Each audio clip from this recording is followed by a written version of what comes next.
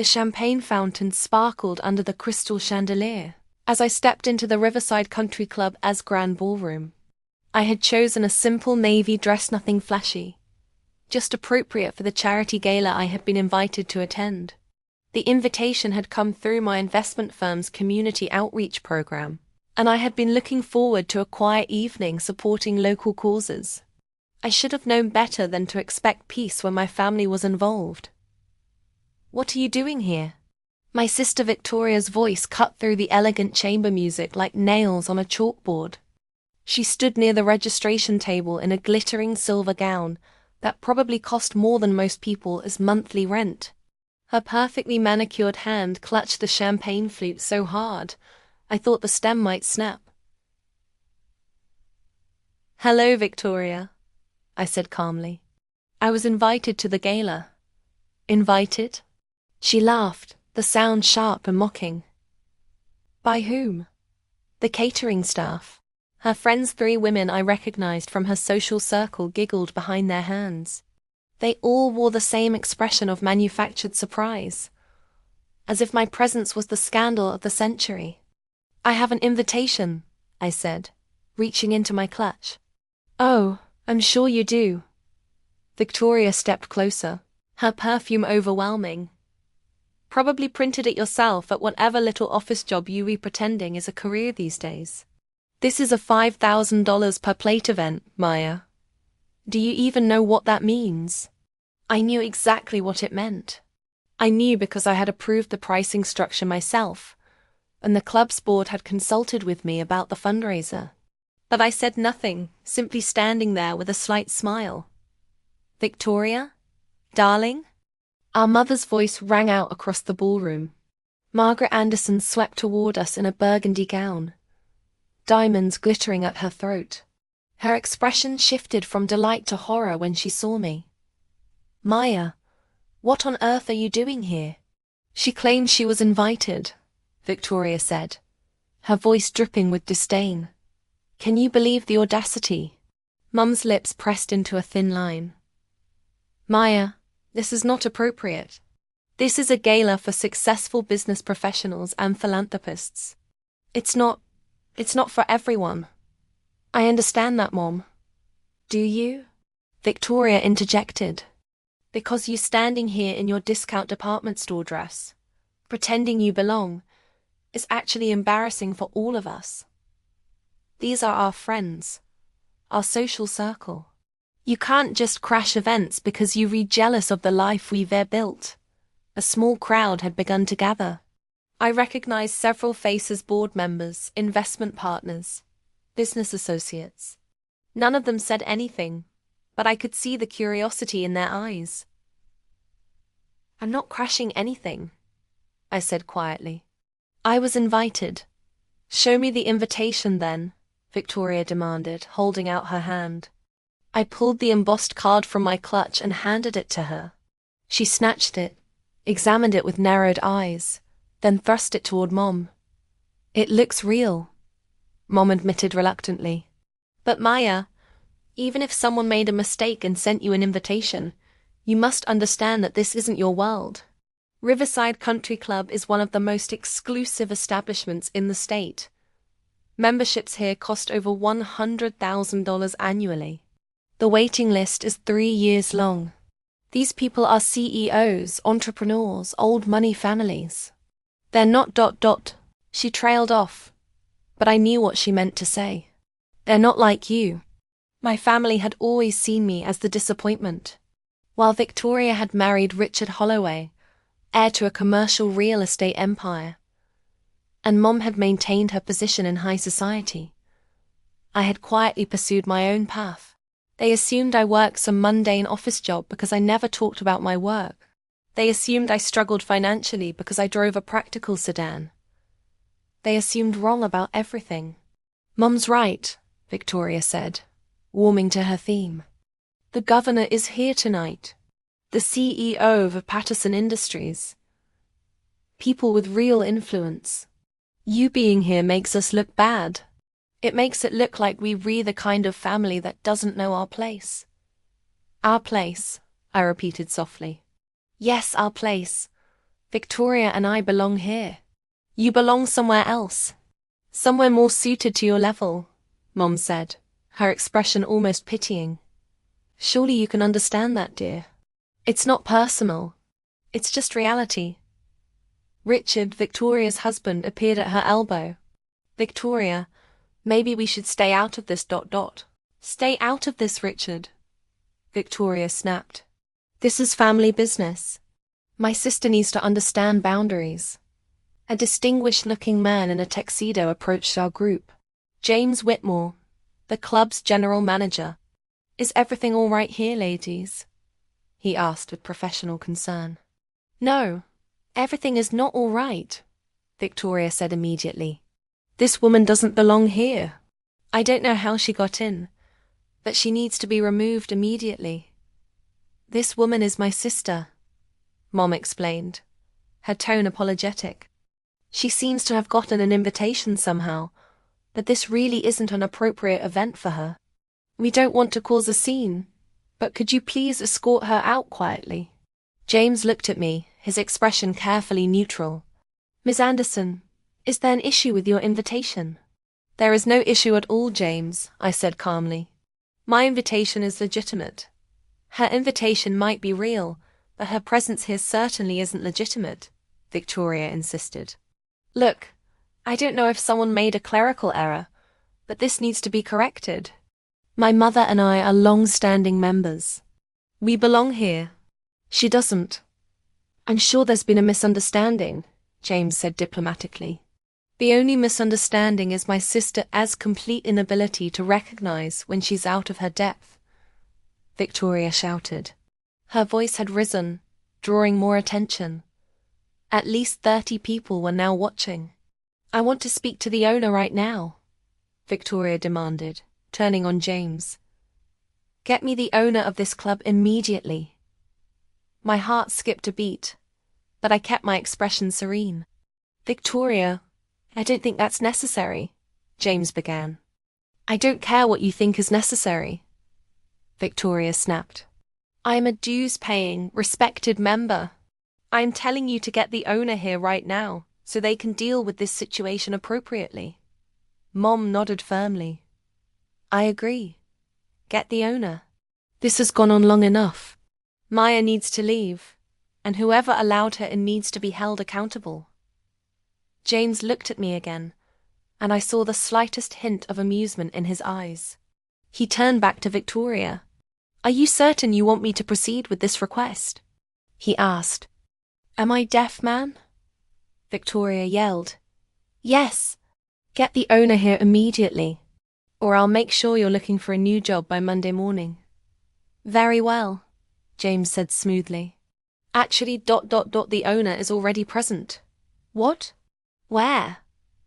Victoria's head swiveled, scanning the crowd frantically. Is it Mr. Peyton? I knew he still had involvement. Where is he? Mr. Peyton sold his ownership stake 3 years ago. Thomas Chin, the club's head of operations, said, stepping forward from the crowd. To whom? Mom asked, looking surprised. To a private investment group initially. Margaret Sutton, the club's legal counsel, explained. But 18 months ago, that group sold the property to a single owner who has been managing it through a trust. Well, get whoever that is down here, Victoria demanded, losing patience. I don't care about the ownership history. I care about getting my sister removed from these premises immediately. I'm afraid there has been a significant misunderstanding. Catherine Price, president of the board, said, her professional composure cracking slightly with what looked like suppressed laughter. The only misunderstanding is whatever incompetent staff member let Maya in here, Victoria snapped. No, James said, his voice taking on a formal, icy quality. The misunderstanding is yours, Ms. Holloway. You have asked to speak to the owner. The owner is here. In fact, you have been speaking near her for the past 15 minutes. The silence that fell over the ballroom was absolute. Victoria's face went blank with confusion. What are you talking about? James turned to me, and I saw a full smile finally break across his face. He gestured toward me with an open hand. "Ladies and gentlemen, allow me to formally introduce Ms. Maya Anderson, sole owner of the Riverside Country Club, and the entire Riverside Properties portfolio, which includes this club, the Riverside Hotel, and approximately 400,000 square feet of commercial real estate in this city." I watched, the color drain from Victoria's face. Mum's mouth had fallen open in an expression of pure, unadulterated shock. That's impossible," Victoria whispered. "I assure you, it is quite possible," Catherine said. She pulled out a tablet and turned it toward Victoria. "Miss Anderson acquired the property through her investment firm, Anderson Capital Management. She has been the sole owner and primary decision-maker for the past 18 months. Every major policy decision, every renovation, every event including tonight's gala has been approved by her. But she single quotes S. Mom stammered, unable to complete the sentence. "She's what?" Thomas asked pointedly. "Successful? Influential?" "Yes, she is all of those things," Catherine continued. "Anderson Capital Management has assets under management exceeding $800 million. Miss Anderson personally manages a portfolio worth over $200 million. She is one of the youngest self-made investors in the state." "This is a joke," Victoria said, but her voice lacked conviction. "This is some kind of prank." "It's not a prank," I said quietly, speaking for the first time since the reveal. "Everything they are saying is true. You can't." "You dom single quotes T. Victoria struggled to form words. "You drive a Honda. You wear normal clothes. You never talk about having money." "Because I don't need to talk about it," I said simply. "I'm not interested in flaunting wealth. I'm interested in building it." Margaret pulled out a file folder. "I have the purchase agreements, title deeds, and corporate filings if you would like to review them. Everything is properly documented. Miss Anderson is unequivocally the owner of this property." Mum had gone pale. "Why? I don't understand. When did this happen?" "I've been working in private equity and investment management for 12 years, I explained.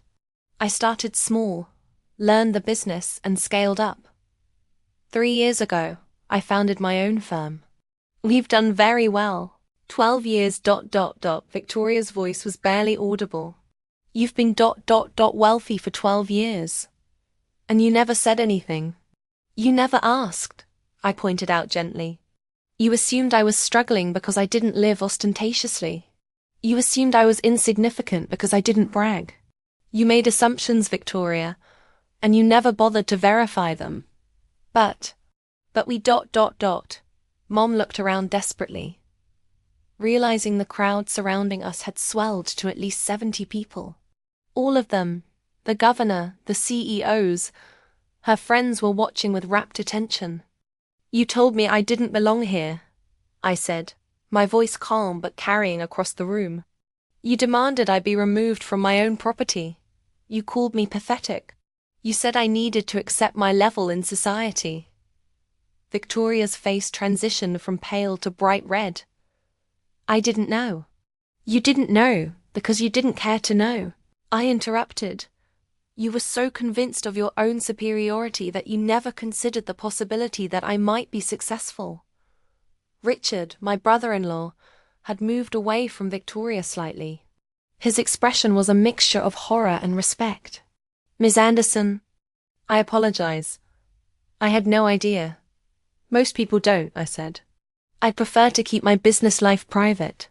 But that doesn't give anyone the right to treat me poorly based on their assumptions." Catherine cleared her throat. "Miss Anderson, given the circumstances, how would you like us to proceed?"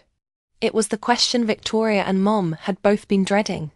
"Well," I said thoughtfully, "Victoria did demand that someone be removed from the premises."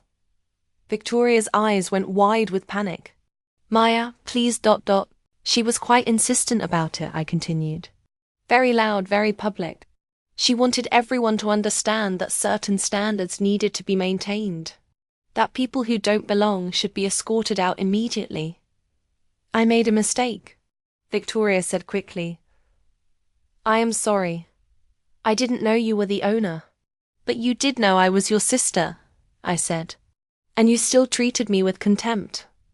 The ownership revelation doesn't change what you said. It just changes who has the power to enforce the rules. Maya, please, Mom pleaded. We're family. Are we? I asked. Because family doesn't publicly humiliate each other. James. I turned to the manager. What is the club's policy on members who create public disturbances? According to the bylaws, James said with professional precision, any member who engages in behavior that creates a hostile environment can have their membership suspended pending a board review. I looked at Victoria. Would you say demanding someone's removal based on classist assumptions constitutes creating a hostile environment? Victoria couldn't speak. Victoria, Mom, I said finally. Your memberships are suspended for 6 months, effective immediately. During that suspension, you'll have no access to club facilities, no voting rights, and no guest privileges. 6 months? Victoria gasped. But the governor's ball is next month. The charity tennis tournament. I'm on the planning committee. You are on the planning committee, Catherine corrected. Your suspension removes you from all club activities. Maya, reconsider, Mom begged. What will people think? They will think exactly what they should think, I said. That actions have consequences. That cruelty isn't acceptable, even in exclusive clubs. James gestured to 2 security personnel. Miss Holloway, Mrs. Anderson, we will need you to collect your belongings and exit the premises. This is insane. Victoria cried, but she was already moving toward the coat check. You're being vindictive, Mom added. I'm holding you accountable, I corrected. If you had treated me with basic respect, regardless of my financial status, we wouldn't be in this situation. I watched them leave, escorted by security. The crowd parted for them, not out of respect, but out of shock. Catherine touched my arm. That was handled with remarkable restraint, Ms. Anderson. Most owners would have been far less merciful. I don't want revenge, I said, taking a fresh glass of champagne. I just want them to learn. As I walked toward my table, the crowd parted for me. The whispers followed, but the tone had changed completely. It wasn't gossip anymore. It was reverence. I passed Richard, my brother-in-law, who was waiting near the coat check for Victoria. He caught my eye and stepped close enough to speak quietly. For what it's worth, Ms. Anderson, I am genuinely impressed, he said. Not just with your success, though that is remarkable, but with how you handled that situation. You could have destroyed them completely. You showed restraint. I showed consequences, I corrected. There is a difference. True, he acknowledged with a wry smile. I suspect Victoria will need some time to process this. She isn't accustomed to being on the receiving end of reality. Are any of us? I asked. He nodded respectfully. I hope when things settle, we might be able to maintain a cordial relationship. I've always thought you were more than you appeared to be. I just didn't realize how much more. Time will tell, I said. The rest of the evening proceeded smoothly. James escorted me to my table, which was positioned near the governor. Miss Anderson, the governor said, standing to shake my hand. I've been eager to discuss the club's expansion plans with you. Catherine tells me you have a vision for a new community outreach center. I spent the next 2 hours doing exactly what my mother said I couldn't do. I networked with the state's most powerful people. I discussed investment strategies with fund managers, debated policy with senators, and quietly enjoyed the fact that I could attend an event at my own property without my family's interference. As the gala wound down, Catherine found me near the terrace doors. The board will meet tomorrow to formally process the suspensions, she said. I don't anticipate any issues. Your decision was well within your authority, and frankly, entirely justified. Thank you, Catherine, I said. May I ask? ... She hesitated. Will you tell anyone else in your family about your ownership? About your success? I considered the question. Eventually, perhaps. But I think I'll maintain my privacy for now, I said. Tonight proved that some people only show their true character when they think there are no consequences. I'd rather see who people really are than who they pretend to be when they know I'm powerful.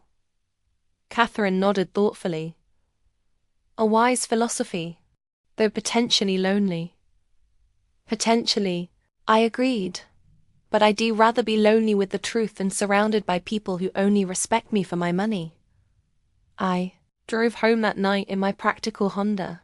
Victoria and Mom would spend the next 6 months locked out of their primary social venue.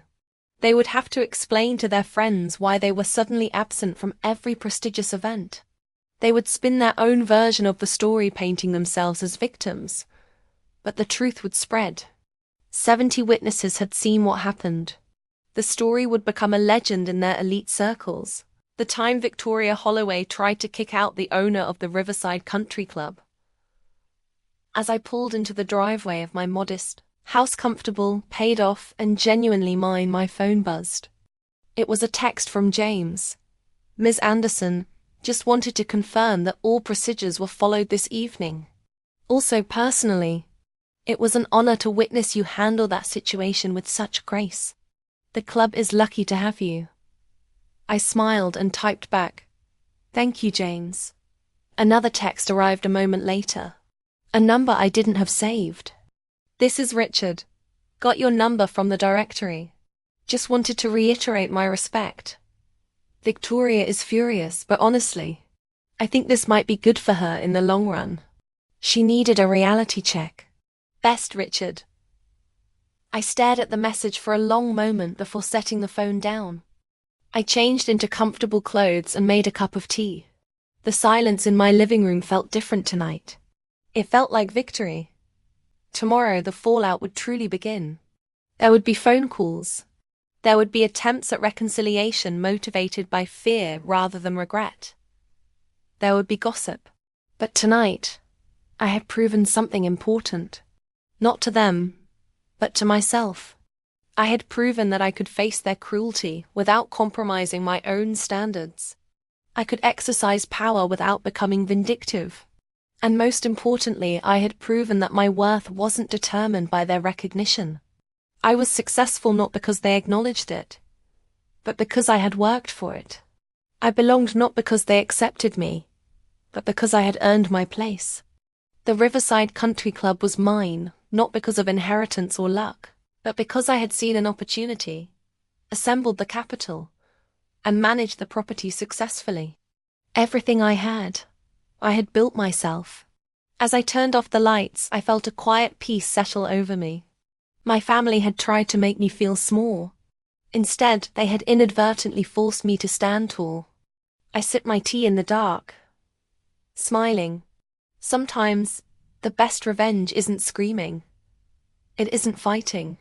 It's simply handing someone their coat, opening the door, and showing them exactly who owns the building. If you loved watching Maya humble her arrogant family with pure class, smash that like button. And here is a question for you. If you became secretly wealthy, would you tell your judgmental family, or keep it a secret to test their character? Let me know your honest thoughts in the comments. Don't forget to subscribe for more stories of silent success and instant karma.